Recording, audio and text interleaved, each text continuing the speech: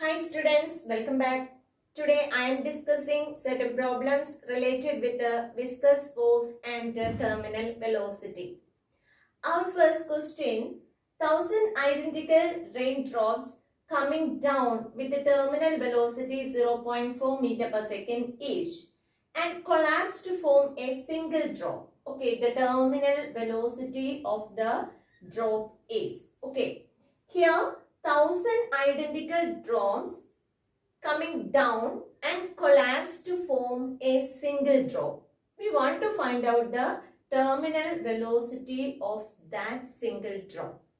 Okay, for this, we know the equation for the terminal velocity. What's the equation for the terminal velocity? Terminal velocity Vt is equal to 2 by 9 eta r square g into rho minus sigma. Okay, this is the equation which is used to find out the terminal velocity.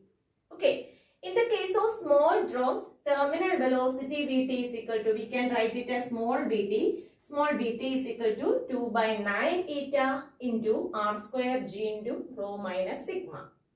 Okay, in the case of when these 1000 identical drops which are combined to form a single drop, then terminal velocity will becomes equal to capital Vt. Okay, when these drops are combined together to form a big drop, terminal velocity capital Vt is equal to 2 by 9 eta capital R square g into rho minus sigma.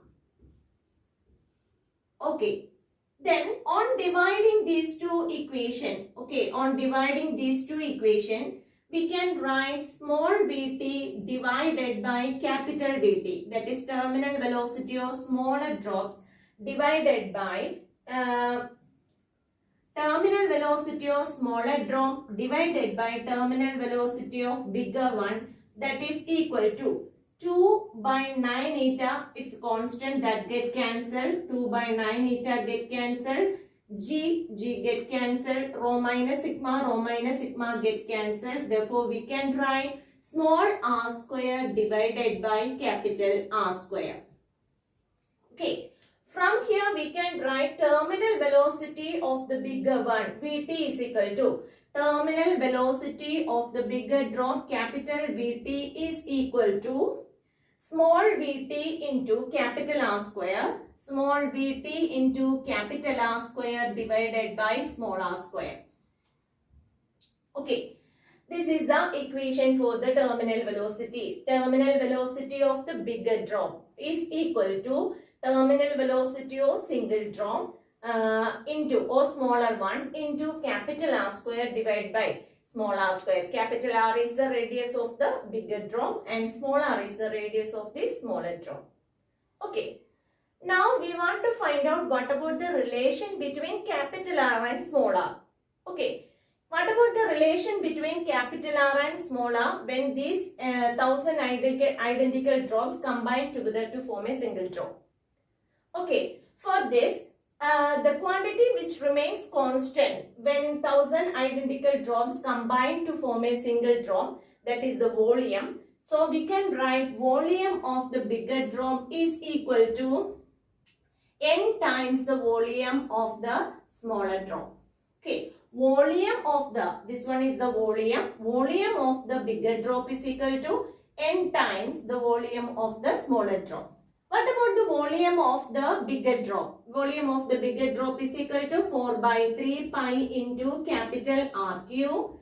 That is equal to n times, if n drops are combined together to form a bigger drop. Okay, then n into, what about the volume of the smaller drop? Volume of the smaller drop is equal to 4 by 3 pi into small r cube. Okay, from here we can write 4 by 3 get cancelled. So, capital R cube is equal to n times small r cube. Okay, capital R cube is equal to n times small r cube. From here we can write capital R is equal to n raised to 1 by 3 times small r. Okay, capital R is equal to capital R, that is the radius of the bigger drop, is equal to n raised to 1 by 3 times the smaller drop. Okay, now we can substitute that value in this equation, terminal velocity. Terminal velocity of the bigger drop is equal to terminal velocity of smaller one into capital R square divided by small r square. Okay, this equation changes to Vt into terminal velocity of smaller drop into, instead of capital R we can write n raised to 1 by 3 into small r the whole square divided by small r square. Okay, r square get cancelled, so we can write, okay, small Vt into n raised to 2 by 3.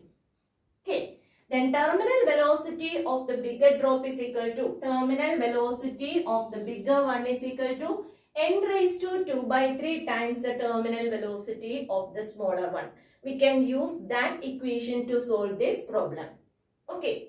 From the explanation, we can write what about the radius of the bigger drop. Radius of the bigger drop is equal to n raised to 1 by 3 times the radius of the smaller one.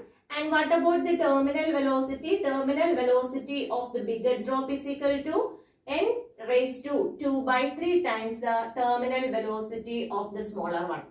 Okay. Here we can use the second equation, terminal velocity of the bigger one. Vt is equal to n raised to 2 by 3. N raised to 2 by 3 times the terminal velocity of the smaller one. That is equal to, n here it's equal to 1000. Then 1000 the whole raised to, okay, 1000 the whole raised to 2 by 3 into, what about the terminal velocity of the single drop? Each one moves with a terminal velocity of 0.4 meter per second. Therefore 0.4. 1000, that is 10 cube. 10 cube the whole raised to 2 by 3 is equal to 10 square, that is 100. 100 into 0.4, that is equal to 40.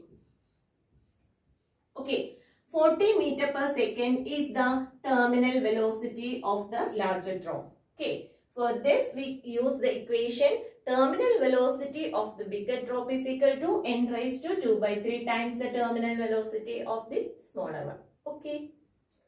Next question. 8 identical drops of water are falling down vertically in air, each with a terminal velocity 0.3 meter per second. They combine to form a single drop. What will be the new terminal velocity? Okay. Here we want to find out the terminal velocity of the bigger drop when 8 drops are combined together to form a single drop. Okay. We know the equation for the terminal velocity of the bigger drop. Terminal velocity of the bigger drop is equal to n raised to 2 by 3 times the terminal velocity of the smaller one. Okay. Here n is given. What about the number of drops? That's equal to 8. Okay. 8 raised to 2 by 3 into, what about the terminal velocity of single drop? Terminal velocity of each drop, that is equal to 0.3. Okay, we know that 2 cube, that is equal to 8. So 8 raised to 2 by 3 is equal to 2 square, that's equal to 4. 4 into 0.3. That's equal to 1.2 meter per second. Terminal velocity of the bigger one, that's equal to 1.2 meter per second. Okay. Next question. 2 solid spheres of same material falls through a viscous medium and after sometimes attain terminal velocities. If the radii of the 2 spheres are in the ratio 1:3, the terminal velocity attained by them will be in the ratio. We want to find out the terminal velocity, ratio of the terminal velocity attained by the 2 solid spheres. For this radius, okay, radii of the 2 spheres are given. Okay. We know that the equation for the terminal velocity is equal to 2 by 9 eta r square g into rho minus sigma. This is the equation for the terminal velocity. From this equation, we can write Vt is directly proportional to r square. Okay. Because two solid spheres which are made up of same material, so densities of the two solid spheres are same, and at the same time these two solid spheres which falls through the same viscous medium. Okay, so eta and rho minus sigma are always same for both these solid spheres. So we can write Vt is directly proportional to R square. Then we can write Vt1 divided by Vt2 is equal to Vt1 for the first solid sphere and Vt2 for the second solid sphere, that is equal to R1 square divided by R2 square.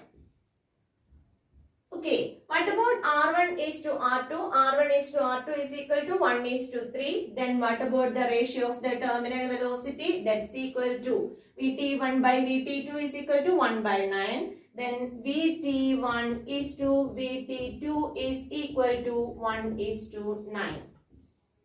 Okay, equation for the terminal velocity is equal to 2 by 9 eta into R square G into rho minus sigma. Both the solid spheres which are made up of same material and both of them are passing through the, falls through the same viscous medium. So, eta and rho minus R remains constant. Then Vt is directly proportional to R square. Then Vt1 by Vt2 is equal to R1 square divided by R2 square. Okay. Next question. Two solid spheres of same radii descend through a viscous medium of density sigma. Okay, viscous medium having a density is equal to sigma.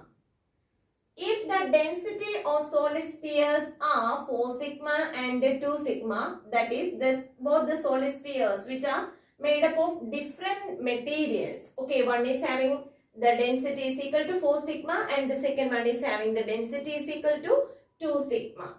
Then the terminal velocity attained by them will be in the ratio. We want to find out the terminal velocity. For this, the equation for the terminal velocity, we know that that's equal to 2 by 9 eta into R square G into rho minus sigma. Okay. Here, two spheres of same radius of both the spheres are same. Okay, acceleration due to gravity same for both, and descends through a viscous medium of density sigma. Okay, both of them descends through a viscous medium of density sigma. Okay, then what about the coefficient of viscosity of that medium? It's also same. From these data, we can write Vt is directly proportional to rho minus sigma. Okay. What about rho for both the spheres? Okay, density of both the spheres are different. That one is having density is equal to 4 sigma and the second one is having density is equal to 2 sigma. Okay, that is the rho value which changes. Then we can write Vt1 by Vt2 is equal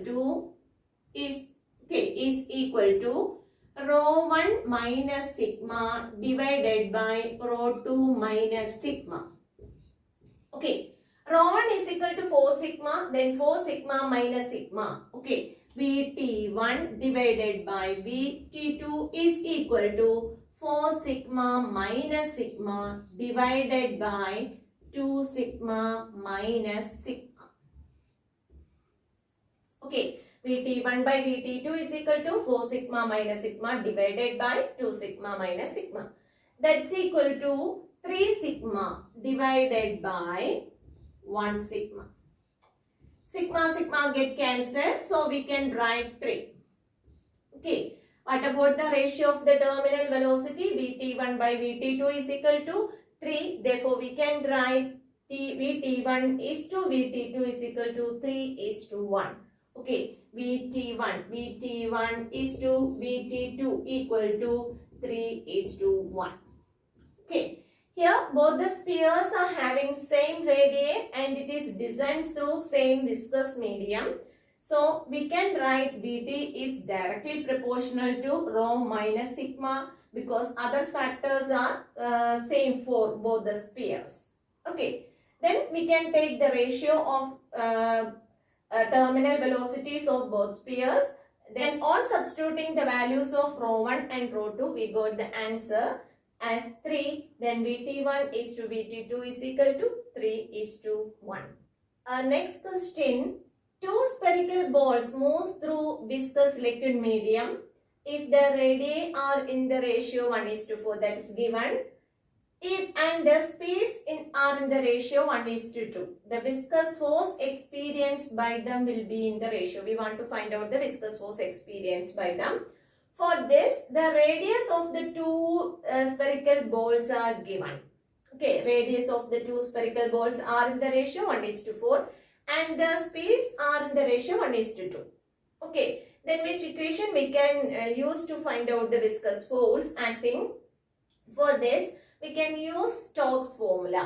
Okay, according to Stokes formula, viscous force F is equal to 6 pi eta R into Vt. Okay, then what about F1 divided by F2? F1 by F2 is equal to, okay, 6 pi eta are constants, then R1 Vt1 divided by R2 Vt2. Okay. Here we can write R1 instead of R1. Okay, R1 by R2 is equal to 1 by 4. Okay, R1 by R2 is equal to 1 by 4 into. What about the speeds are in the ratio? Okay, speeds are in the ratio 1 by 2, then 1 by 2. Then our answer is 1 by 8. Okay, what about the ratio? Ratio of their viscous force experienced is equal to F1 by F2 is equal to 1 by 8, or we can write it as 1:8. Okay. Next question. The velocity at the surface layer of water in a river of depth 10 meter is 3 meter per second. The shearing stress between the surface layer and the bottom layer is. We want to find out the shearing stress. Okay. We know that stress is equal to, okay, stress is equal to force divided by area. Okay, stress is equal to force by area. We know that the equation for the force F is equal to 2 eta A into dV divided by dx. Okay, the viscous force acting, that can be written as eta A into dV by dx. That's the equation for the viscous force between two liquid layers. Okay. Viscous force between the two liquid layers is equal to eta A into dV by dx divided by area. Then A get cancelled. Then we can write eta into dV divided by dx. That's our equation. Okay, stress is equal to eta into dV by dx. Eta is known as the coefficient of viscosity of water. Then coefficient of viscosity of water is equal to 10 raised to minus 3 into, what about dV? What about the change in velocity? Velocity at the surface is equal to 3 meter per second square. Okay, 3 meter per second square, that is 3 into, okay, 3. Divided by, what about dx? What about the distance between the layers? That's equal to 10. Okay, from here we can write 3 into 10 raised to minus 4. Okay, 3 into 10 raised to minus 4 is the stress which is acting, the stress, okay, the shearing stress between the surface layer and the bottom layer. That is equal to 3 into 10 raised to minus 4. Okay, what about its unit? Its unit is equal to Newton per meter square. Newton per meter square. Okay, here we want to find out the stress for the stress between two liquid layers. Okay, stress between two liquid layers, that is the between the surface layer and bottom layer.